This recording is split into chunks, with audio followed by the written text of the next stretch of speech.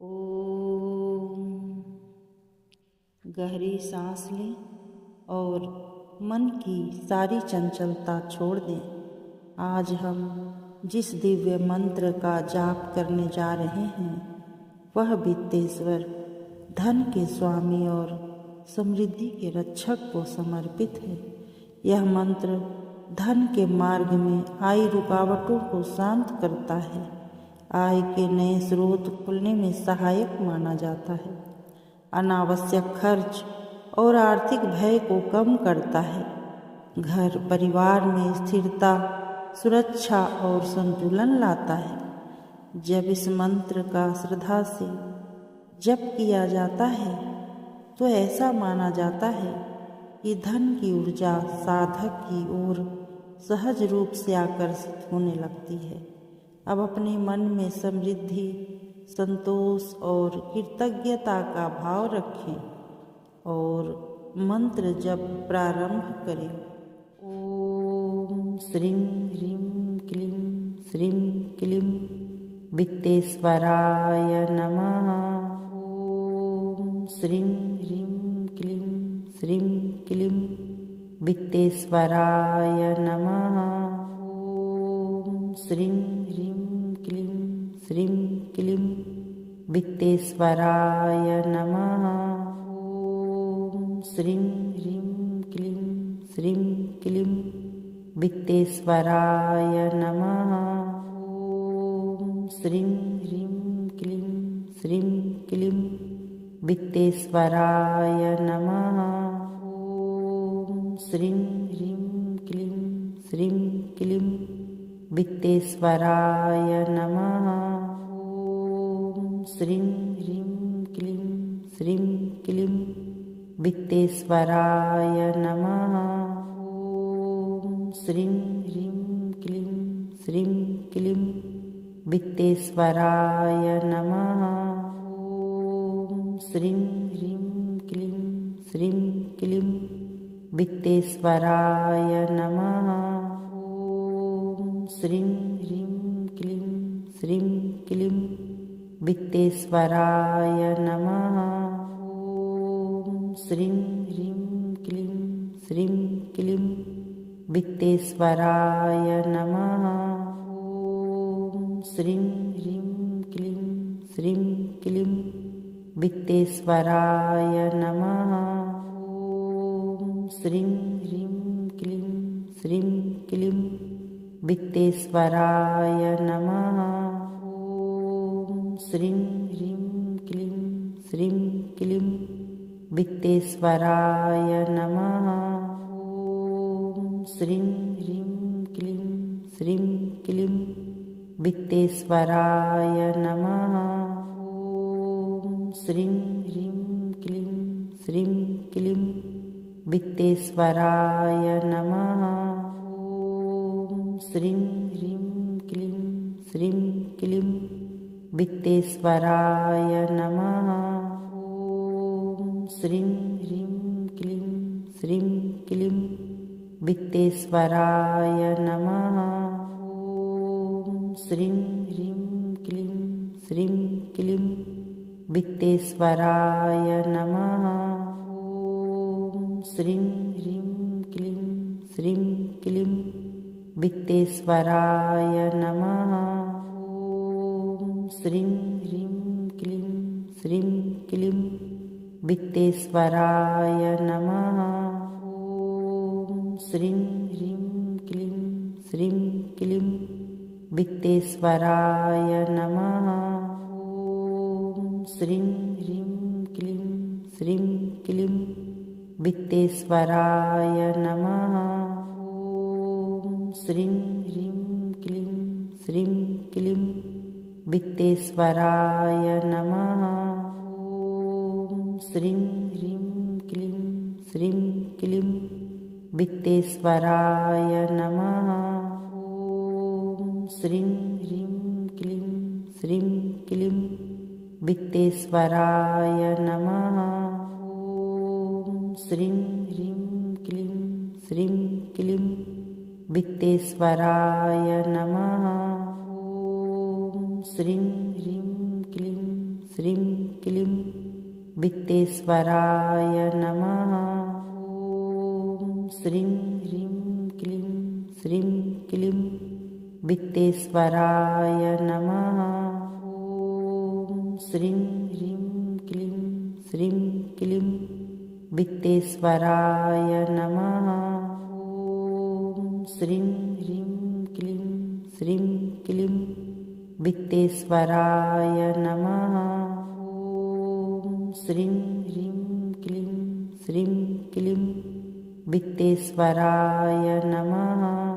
ॐ श्रीं ह्रीं क्लीं श्रीं क्लीं वित्तेश्वराय नमः। ॐ श्रीं ह्रीं क्लीं श्रीं क्लीं वित्तेश्वराय नमः।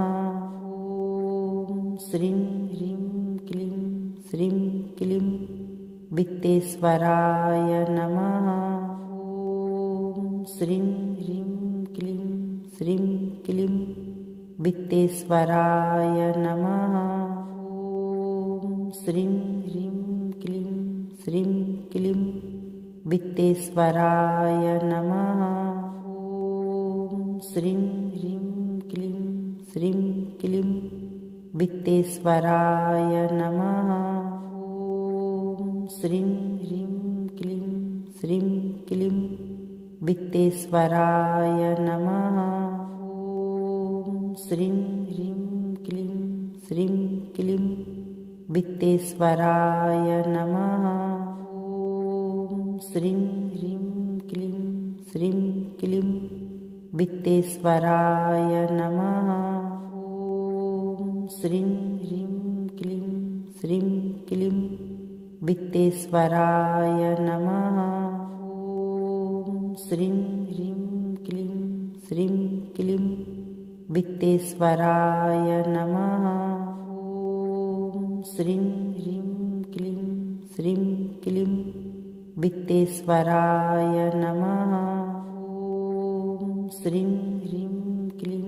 श्रीं क्लीं वित्तेश्वराय नमः।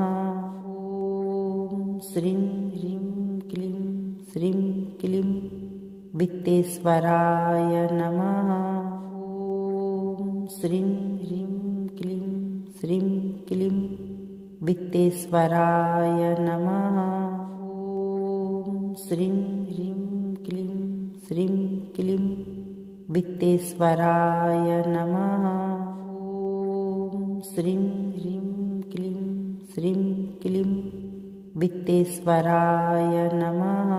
ॐ श्रीं ह्रीं क्लीं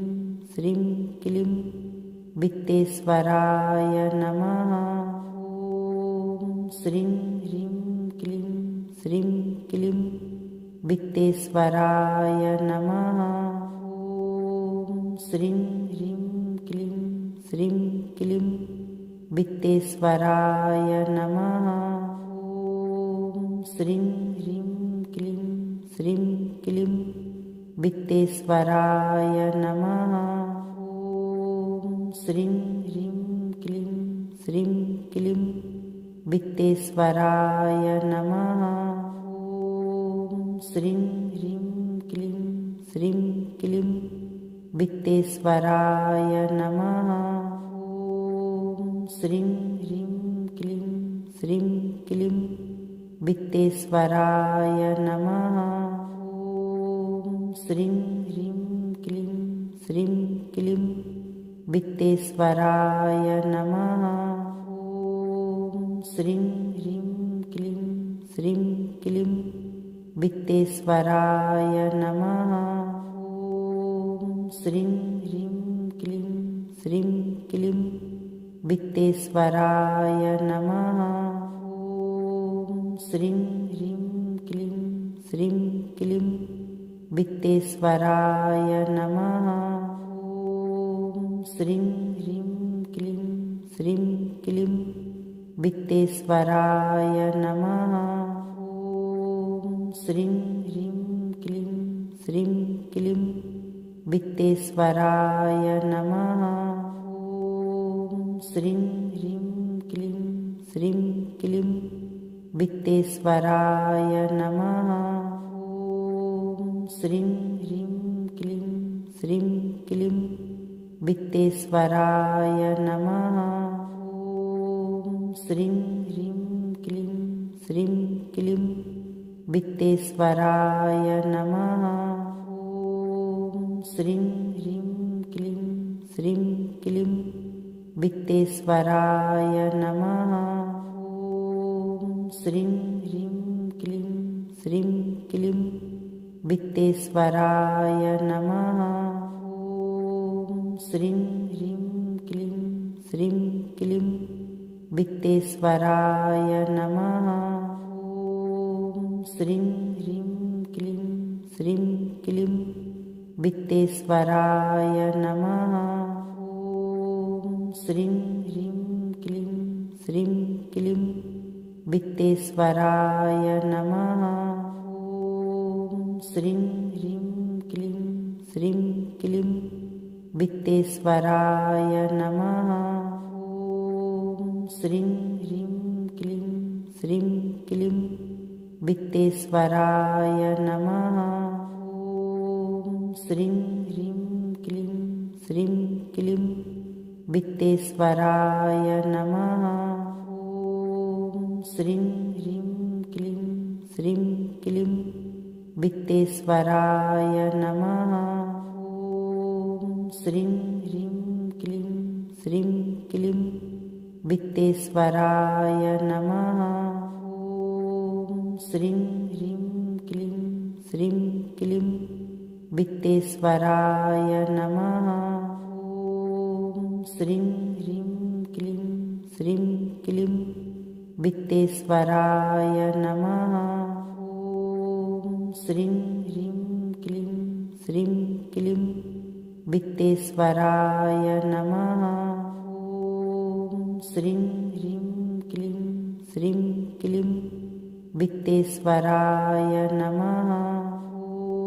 ॐ श्रीं ह्रीं क्लीं श्रीं क्लीं वित्तेश्वराय नमः। ॐ श्रीं ह्रीं क्लीं श्रीं क्लीं वित्तेश्वराय नमः। ॐ श्रीं ह्रीं क्लीं श्रीं क्लीं वित्तेश्वराय नमः। ॐ श्रीं ह्रीं क्लीं श्रीं क्लीं वित्तेश्वराय नमः। ॐ श्रीं ह्रीं क्लीं श्रीं क्लीं वित्तेश्वराय नमः। ॐ श्रीं ह्रीं क्लीं श्रीं क्लीं वित्तेश्वराय नमः। ॐ श्रीं ह्रीं क्लीं श्रीं क्लीं वित्तेश्वराय नमः। ॐ श्रीं ह्रीं क्लीं श्रीं क्लीं वित्तेश्वराय नमः। ॐ श्रीं ह्रीं क्लीं श्रीं क्लीं वित्तेश्वराय नमः। ॐ श्रीं ह्रीं क्लीं श्रीं क्लीं वित्तेश्वराय नमः। ॐ श्रीं ह्रीं क्लीं श्रीं क्लीं वित्तेश्वराय नमः। ॐ श्रीं ह्रीं क्लीं श्रीं क्लीं वित्तेश्वराय नमः। ॐ श्रीं ह्रीं क्लीं श्रीं क्लीं वित्तेश्वराय नमः। ॐ श्रीं ह्रीं क्लीं श्रीं क्लीं वित्तेश्वराय नमः। ॐ श्रीं ह्रीं क्लीं श्रीं क्लीं वित्तेश्वराय नमः। ॐ श्रीं ह्रीं क्लीं श्रीं क्लीं वित्तेश्वराय नमः। ॐ श्रीं ह्रीं क्लीं श्रीं क्लीं वित्तेश्वराय नमः। ॐ श्रीं ह्रीं क्लीं श्रीं क्लीं वित्तेश्वराय नमः। ॐ श्रीं ह्रीं क्लीं श्रीं क्लीं वित्तेश्वराय नमः। ॐ श्रीं ह्रीं क्लीं श्रीं क्लीं वित्तेश्वराय नमः। श्रीं ह्रीं क्लीं श्रीं क्लीं वित्तेश्वराय नमः। ॐ श्रीं ह्रीं क्लीं श्रीं क्लीं वित्तेश्वराय नमः। ॐ श्रीं ह्रीं क्लीं श्रीं क्लीं वित्तेश्वराय नमः। ॐ श्रीं ह्रीं क्लीं श्रीं क्लीं वित्तेश्वराय नमः। ॐ श्रीं ह्रीं क्लीं श्रीं क्लीं वित्तेश्वराय नमः। ॐ श्रीं ह्रीं क्लीं श्रीं क्लीं वित्तेश्वराय नमः। ॐ श्रीं ह्रीं क्लीं श्रीं क्लीं वित्तेश्वराय नमः। ॐ श्रीं ह्रीं क्लीं श्रीं क्लीं वित्तेश्वराय नमः। ॐ श्रीं ह्रीं क्लीं श्रीं क्लीं वित्तेश्वराय नमः। ॐ श्रीं ह्रीं क्लीं श्रीं क्लीं वित्तेश्वराय नमः। मंत्र जाप पूर्ण होने के बाद कुछ क्षण शांत बैठें और अपने भीतर आई स्थिरता को महसूस करें। इस मंत्र का जाप प्रतिदिन 108 बार प्रातः या रात्रि में नियम और विश्वास के साथ करें। यदि मंत्र से मन में शांति और भरोसा जगे तो वीडियो को लाइक करें, परिवार की समृद्धि के लिए इसे शेयर करें और ऐसे ही दिव्य मंत्रों के लिए दिव्य शक्तियाँ चैनल को सब्सक्राइब करें। ईश्वर आपकी आवश्यकताओं को पूर्ण करें और जीवन में स्थिर, शुद्ध और शुभ समृद्धि प्रदान करें। ओम शांति शांति शांति।